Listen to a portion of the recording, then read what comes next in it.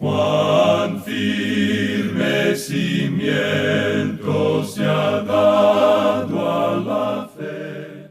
A través de la Biblia, un análisis de la Biblia libro por libro que le ayudará a crecer espiritualmente. Estos estudios fueron diseñados por el Dr. J. Vernon McGee. Acompáñenos en este fascinante recorrido a través de la Biblia. La palabra de Dios. ¿Cuándo cambió la historia de Jesús de ser una historia judía a una historia gentil? Bueno, hoy es el día para averiguarlo. Bienvenido a través de la Biblia. Soy su anfitrión, Heiel Ortiz. Nuestro maestro Samuel Montoya nos acompañará a través de una importante transición hoy, cuando el Evangelio sale de Jerusalén y va al mundo. Prepárese para este interesantísimo estudio. ¿Qué tal si iniciamos este tiempo con una oración y presentamos al maestro Samuel Montoya? Padre Celestial, gracias porque estás en el negocio de salvarnos de nuestras vidas pecaminosas y llevarnos a la luz y convertirnos en tus hijos. Te pedimos que traigas aún más almas hoy a través de la enseñanza de tu palabra. En el nombre de Jesús oramos. Amén. Continuando nuestro recorrido por el libro de los Hechos de los Apóstoles, llegamos hoy al capítulo 10. Y en este capítulo encontramos la conversión de Cornelio, el centurión romano. Y decíamos en nuestro programa anterior, cuando apenas comenzamos este capítulo, que el capítulo 10 continúa el relato iniciado en el capítulo 9 acerca del ministerio de Simón Pedro. Más tarde la historia continuará con el ministerio del apóstol Pablo. Ahora, aunque Pablo es llamado el apóstol a los gentiles, no debemos olvidar que fue Pedro quien abrió la puerta para los gentiles. Leamos nuevamente hoy el primer versículo de este capítulo 10 de los Hechos. Había en Cesarea un hombre llamado Cornelio, centurión de la compañía llamada La Italiana. Recuerde usted, amigo oyente, que Pablo había estado en Cesarea, como lo vimos allá en el capítulo 9, versículo 30, y que probablemente algunos de los otros apóstoles habían estado predicando el Evangelio por la costa. La ciudad de Tel Aviv en realidad es parte de la vieja ciudad de Jope. Al viajar uno por la costa desde Jope, el próximo lugar de relativo tamaño sería la ciudad de Cesarea. Esta en verdad era una ciudad romana. Era el lugar donde vivía Pilato. Esta ciudad era la residencia oficial del gobernador y de los que gobernaban esa tierra. Por tanto, esta es la ciudad donde estaba apostado Cornelio. Él era centurión de una compañía de soldados llamada La Italiana. Continuando ahora con el versículo 2, leemos: piadoso y temeroso de Dios con toda su casa, y que hacía muchas limosnas al pueblo, y oraba a Dios siempre. Aquí vemos que Cornelio era piadoso. Eso quiere decir que su adoración estaba bien encaminada. Recuerde usted que aún a un pagano le es posible tener devoción y una convicción profunda en cuanto a sus dioses. A veces quisiéramos que los cristianos hoy en día tuvieran más devoción y convicción. Pues bien, Cornelio era piadoso y temeroso de Dios. No era un prosélito judío en el sentido estricto del término, pero se inclinaba hacia el judaísmo. Hoy en día diríamos que él era lo que llamaríamos un simpatizante. O sea, una persona que vivía en el vecindario, asistía a la iglesia en ocasiones especiales, se portaba amistosamente con los de la iglesia, pero no era en realidad un creyente y seguidor de Jesucristo. Y así pudo haber sido Cornelio. Este versículo 2 nos dice también que él era temeroso de Dios. Ahora, él hacía muchas limosnas al pueblo. Esto quiere decir que él daba muchos regalos de caridad al pueblo judío, o sea, a los pobres del pueblo. La nación de Israel siempre ha dado mucha importancia al dar. Dios les había enseñado esto en el Antiguo Testamento. Nosotros hablamos a veces del diezmo, pero es obvio al estudiar el sistema mosaico que ellos en realidad daban 3 décimos, o sea, 3 diezmos. Daban para el funcionamiento del gobierno, que en el principio era una teocracia. Luego pagaban el impuesto del templo. Y en tercer lugar, daban un diezmo de todo lo que producían. De modo que Israel ha sido un pueblo bastante generoso en cuanto al dar.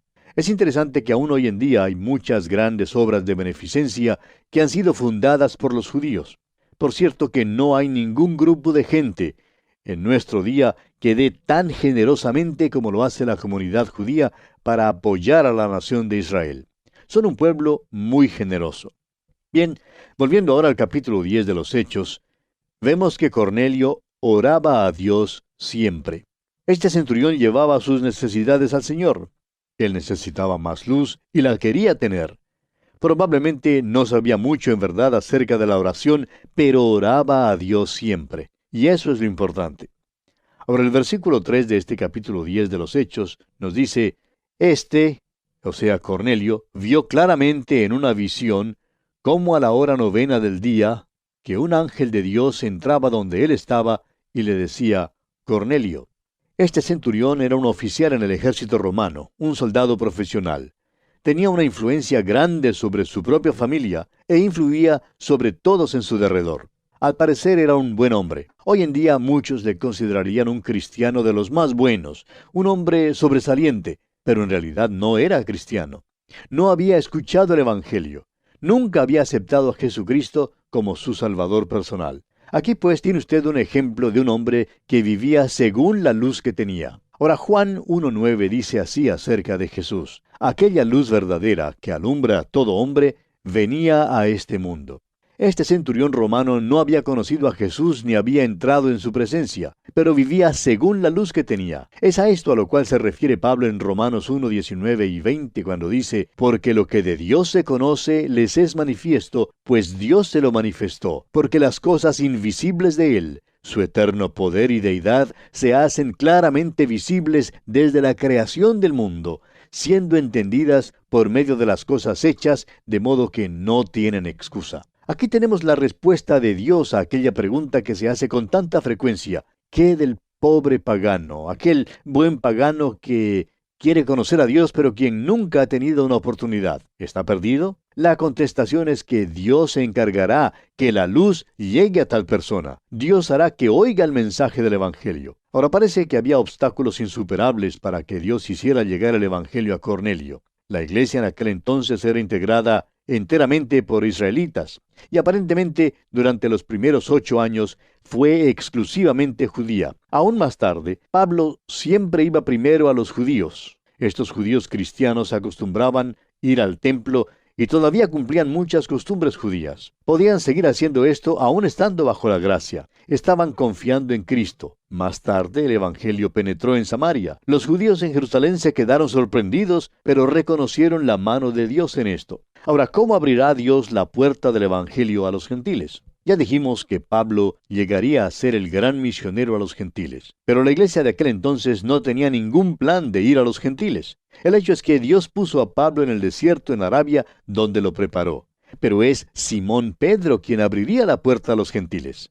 Dios usó al fanático con más prejuicios, a la persona más intolerante, al extremista más grande de aquel entonces, para llevar a cabo este plan. Entonces se pone en marcha un sistema detallado y complicado para hacer que los gentiles escuchen el Evangelio, el cual es llevado a cabo bajo la supervisión del Espíritu Santo. Amigo oyente, toda verdadera obra cristiana es dirigida por el Espíritu Santo. Cualquier otra obra no vale nada. El Espíritu Santo tuvo que obrar en el corazón del gentil, y el Espíritu Santo tuvo que obrar en el corazón del judío. El Espíritu Santo supervisó la promulgación del Evangelio al mundo gentil. Bien, continuemos ahora leyendo el versículo 4 de este capítulo 10 de los Hechos. Él, mirándole fijamente y atemorizado, dijo, ¿qué es, Señor? Y le dijo, tus oraciones y tus limosnas han subido para memoria delante de Dios. Recuerde, amigo oyente, que un ángel de Dios había aparecido a Cornelio en una visión. Ahora note usted que hay ciertas cosas que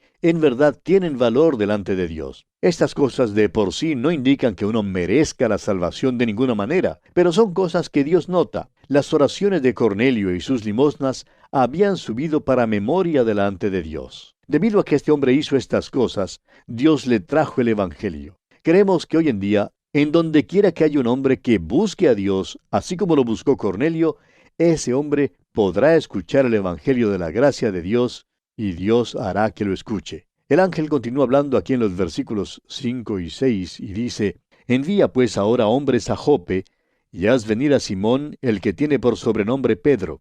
Este posa en casa de cierto Simón curtidor, que tiene su casa junto al mar. Él te dirá lo que es necesario que hagas. El ángel le dice dónde encontrar a Pedro. No necesita de otra dirección. El olor de las pieles en la tina de curtir le llevarían al lugar donde debía ir. No tendría ningún problema en encontrar la casa del curtidor. Y los versículos 7 y 8 continúan diciéndonos, ido el ángel que hablaba con Cornelio, Este llamó a 2 de sus criados y a un devoto soldado de los que le asistían, a los cuales envió a Jope después de haberles contado todo. Estos hombres no tuvieron ninguna dificultad en encontrar el lugar. Dios tiene ahora que preparar a Simón Pedro. Continuemos leyendo el versículo 9 de este capítulo 10 de los Hechos. Al día siguiente, mientras ellos iban por el camino y se acercaban a la ciudad, Pedro subió a la azotea para orar cerca de la hora sexta. Es absolutamente necesario que Dios prepare a Simón Pedro porque él no tenía los antecedentes ni la educación que tenía Pablo.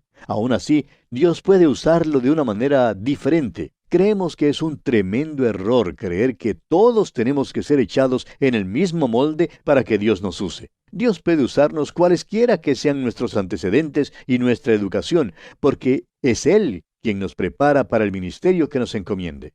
Así pues, Dios va a preparar a Simón Pedro, así como ya ha preparado a Cornelio. Leamos los versículos 10 al 14. Y tuvo gran hambre, y quiso comer, pero mientras le preparaban algo, le sobrevino un éxtasis. Y vio el cielo abierto, y que descendía algo semejante a un gran lienzo, que atado de las 4 puntas era bajado a la tierra, en el cual había de todos los cuadrúpedos terrestres y reptiles y aves del cielo. Y le vino una voz: Levántate, Pedro, mata y come. Entonces Pedro dijo: Señor, no, porque ninguna cosa común o inmunda he comido jamás. Mientras Pedro se pregunta en cuanto a lo que esto significa, una voz le habla. Ahora, ¿no le parece interesante, amigo oyente, que aunque Pedro le llama Señor, no obedece lo que el Señor le manda que haga?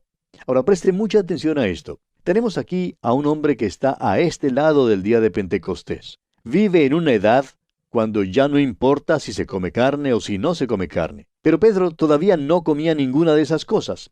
Pedro todavía se sujetaba al sistema mosaico y no comía nada que fuera inmundo. Era sincero en cuanto a eso. Ahora alguien dirá que él debía ser tolerante y comer de todo. Bueno, es que el Señor le está enseñando que ya no está bajo el sistema mosaico. Tiene ahora la libertad para comer de todo. Permítanos decirle, amigo oyente, que bajo la gracia uno puede comer lo que quiera comer, e igualmente uno no tiene que comer lo que no quiera comer. El gran problema es que algunos deciden que no quieren comer carne, y entonces tratan de poner a todos los demás bajo el mismo sistema. Amigo oyente, bajo la gracia usted puede comer carne o no comer carne. Eso es asunto suyo. El comer ciertos alimentos puede causarle una indigestión, pero ciertamente no va a cambiar su relación con el Señor. Continuemos leyendo el versículo 15 de este capítulo 10 de los Hechos. Volvió la voz a él la segunda vez: Lo que Dios limpió, no lo llames tú común. Dios le está diciendo a Pedro que él puede comer de todo lo que está en el lienzo. Ya no es cuestión de si son alimentos limpios o inmundos. Lo que Dios limpió, no lo llames tú común. Puede comer de todo porque es Dios mismo quien le ha dicho que puede hacerlo. Ahora el versículo 16 dice: Esto se hizo 3 veces, y aquel lienzo volvió a ser recogido en el cielo. Esto realmente dejó perplejo a Simón Pedro en cuanto a su significado. Y los versículos 17 al 22 continúan diciendo: Y mientras Pedro estaba perplejo dentro de sí sobre lo que significaría la visión que había visto, he aquí los hombres que habían sido enviados por Cornelio, los cuales, preguntando por la casa de Simón, llegaron a la puerta, y llamando preguntaron si moraba allí un Simón que tenía por sobrenombre Pedro. Y mientras Pedro pensaba en la visión, le dijo el Espíritu: He aquí 3 hombres te buscan. Levántate pues, y desciende, y no dudes de ir con ellos, porque yo los he enviado. Entonces Pedro, descendiendo a donde estaban los hombres que fueron enviados por Cornelio, les dijo: He aquí, yo soy el que buscáis. ¿Cuál es la causa por la que habéis venido? Ellos dijeron: Cornelio el centurión, varón justo y temeroso de Dios, y que tiene buen testimonio en toda la nación de los judíos, ha recibido instrucciones de un santo ángel, de hacerte venir a su casa para oír tus palabras. Simón Pedro tiene que ir ahora a Cesarea. Esta pequeña delegación de Cornelio le da una explicación y le invita para que vaya con ellos a la casa de Cornelio. Continuemos leyendo los versículos 23 al 25 de este capítulo 10 de los Hechos. Entonces, haciéndoles entrar, los hospedó, y al día siguiente, levantándose, se fue con ellos, y le acompañaron algunos de los hermanos de Jope. Al otro día entraron en Cesarea, y Cornelio los estaba esperando, habiendo convocado a sus parientes y amigos más íntimos. Cuando Pedro entró, salió Cornelio a recibirle, y postrándose a sus pies, adoró. Podemos ver que Cornelio tenía mucha influencia con sus amigos. Había reunido a muchos de sus parientes y amigos para esta ocasión, pero al mismo tiempo podemos ver también que Cornelio todavía es un hombre pagano. Cuando mandó a buscar a Simón Pedro, llegó a la conclusión de que este hombre en verdad tenía que ser algún gran hombre, o quizá hasta un dios. Por tanto, se postró y adoró a Pedro. Ahora, fíjese usted lo que Pedro le dice. Esto es muy interesante. Amigo oyente, Simón Pedro nunca le habría permitido a nadie postrarse para besar el dedo pulgar de su pie. Simplemente no lo permitiría. Escuche usted lo que le dijo a Cornelio aquí en el versículo siguiente, el versículo 26. Mas Pedro le levantó diciendo, levántate, pues yo mismo también soy hombre. Pedro le dice simple y directamente, párate, yo también soy hombre. Y francamente nos gusta su manera de hacer eso. Continuemos ahora con los versículos 27 y 28. Y hablando con él, entró y halló a muchos que se habían reunido. Y les dijo, vosotros sabéis cuán abominable es para un varón judío juntarse o acercarse a un extranjero, pero a mí me ha mostrado Dios que a ningún hombre llame común o inmundo. Pedro entró en la casa. ¿Qué paso fue aquel? Esta fue la primera vez que Pedro entraba en una casa gentil. Y vemos que todavía está un poquito desconcertado y no comprende en verdad lo que le estaba aconteciendo. Ahora, en su mensaje, Pedro viola la primera regla de la homilética. Principia con una justificación. Lo que dice no es la manera correcta de comenzar el mensaje. No fue una cosa propicia decir lo que dijo. El hecho es que bien podría haberse interpretado como un insulto. En otras palabras, Pedro dijo algo así. Escuche usted. Si en verdad quieren ustedes saber cómo es que me siento en cuanto a esto, bueno, simplemente no quería venir. Nunca antes he entrado en casa de algún gentil. Nunca antes he ido a un lugar que sea inmundo. Esta es la esencia de lo que Pedro dice en el principio. Pero sigue hablando así. Aunque nunca antes he entrado en una casa inmunda, Dios me ha mandado a no llamar inmundo a ningún hombre o mujer. Todos somos pecadores y todos podemos ser salvos. Ahora, ¿cómo se sentiría usted, amigo oyente, especialmente usted, hermana, si algún visitante llegara a su hogar y comenzara a hablar así como habló Pedro aquí? Si sus primeras palabras fueran, entro en su casa, la cual considero ser inmunda. Bueno, no creo que le respondería a usted con palabras amistosas ni cálidas, ¿verdad? Sin embargo, esta es la esencia de lo que Simón Pedro dijo aquí. Pero siendo que Dios le había mostrado que no hay ni limpio ni inmundo, él sigue diciendo aquí en el versículo 29 de este capítulo 10 de los Hechos, por lo cual, al ser llamado, vine sin replicar. Así que pregunto, ¿por qué causa me habéis hecho venir? Ahora esto nos asombra. ¿Por qué haría aquella pregunta Simón Pedro? ¿Por qué no empieza enseguida a hablarles acerca de Jesucristo? Bueno, note usted que el Espíritu de Dios es quien está guiando en todo esto. Está encargado de la situación aquí e impide que Pedro les hable inmediatamente de Cristo. Creemos que esto nos debe servir de lección importante. Encontramos difícil testificar a veces y por tanto cuando testificamos somos muy torpes en cuanto a lo que hablamos. Hablamos tan bruscamente y de tal manera que muchas veces ofendemos precisamente a los que estamos tratando de ganar para el Señor. Y claro que no debemos testificar de esa manera. Estamos convencidos de que es necesario ser guiados por el Espíritu de Dios. Creemos que la mejor clase de evangelismo hoy en día es el evangelismo ligado a la oración. Queremos decir con esto que debemos empezar orando por un individuo. Luego el día viene cuando tenemos que actuar en cuanto a nuestras oraciones. Entonces debemos pedir la dirección de Dios. Amigo oyente, si usted lo hace así, Dios le guiará. Si usted ha estado orando por un ser amado o un amigo, no se le acerque simplemente en sus propias fuerzas ni en el poder de la carne, porque si lo hace así, fracasará. Deje que Dios le guíe. El Dr. J. Vernon McGee, autor de estos estudios bíblicos, cuenta una experiencia que ilustra bien lo que acabamos de expresar. Dice él que cuando era estudiante en la universidad quería testificar para Dios, pero se sentía tímido y francamente siempre quería tener la seguridad de que el Espíritu Santo le estaba guiando. Siendo que muchas veces, dice él, no tenía dinero para el pasaje del autobús ni del tren, viajaba mucho pidiéndole a los automovilistas en la carretera que le llevaran gratis. Una vez, dice él, cuando se paró en la carretera, un caballero que viajaba en un automóvil nuevo pasó al lado de él y luego se detuvo un poco más adelante, haciéndole señas que viniera para subir a su automóvil. Este caballero le dijo que siempre observaba bien a los que pedían viaje como él antes de detenerse para llevarles.